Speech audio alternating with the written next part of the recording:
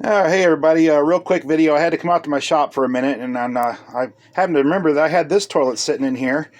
Now the kids' bike's in the way here. I'm about to trip over them. Not good. I got this corner kind of cluttered, but excuse the mess. But it has an old Ream. It's not a, doesn't say Ream Richmond, but it just says Ream on it there.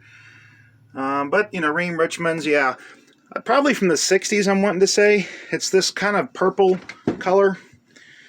Now the seat's been replaced because that seat has a date of August of '84. Yeah, so that seat's not as old, but not quite the same color. But no tank for it. Somebody was throwing it away, and I picked it up. I got to stop collecting stuff. I got too much junk, but it's a fun hobby. Maybe one day I'll get a tank and slap on it, because I got a universal plastic tank that'll fit just about any toilet, and we'll maybe throw that on there and do some flushes with that old Ream toilet.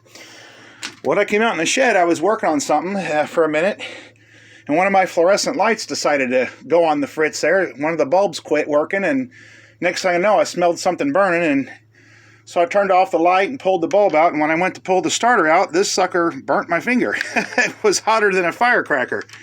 So if you've ever had any of these apart, that's what they look like. But they're not supposed to look like that. Now that bulb, that's a glow switch. They do get black inside. That's normal. But that is a condenser capacitor. It is not supposed to be black and crispy. So yeah, it's cooled off, and as you can see, the wire, it just burned completely up. Now, if anybody likes to keep, look at that, I'm getting ash on me. That thing literally caught on fire. Just can happen. See inside there? Pretty nasty. It happens. These things are old. I have a dozen more. I got a collection of them old starters, so I like to keep them around. So anyway, I put another one in it. It's working fine. I want to really quickly just show you something here that any of you fluorescent light collectors or whatever like to keep the old stuff working. You can rebuild these old starters. This comes out. You just simply take a newer starter like that, and you can use parts out of it. Now, you can't just swap the base out. Let's pull this one apart. I've already got it popped apart because I'm doing all this with one hand. There's the new glow switch and the new condenser. But this base will not, it'll fit in there, but it's too big that it'll go inside. See, it goes all the way inside there. It won't latch in, and you won't be able to get it in or out of your socket right. So slightly smaller because this one snaps inside, and this one's over and has these little tabs.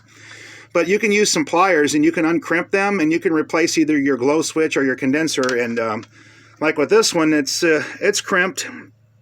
You can clean the terminals off, and you can resolder the new bulb, or you can just put these new parts completely on that and just rebuild the starter completely and have it brand new again. So just a little quick tip there. I've got quite a collection of fluorescent lights. Some of them I'm using, some of them I don't, and I've probably got 200 or 300 of these starters of all different kinds. So just something I thought I'd share real quick, since this kind of happened all of a sudden. So all right, well, more toilet videos and other videos to come later. Thanks for watching.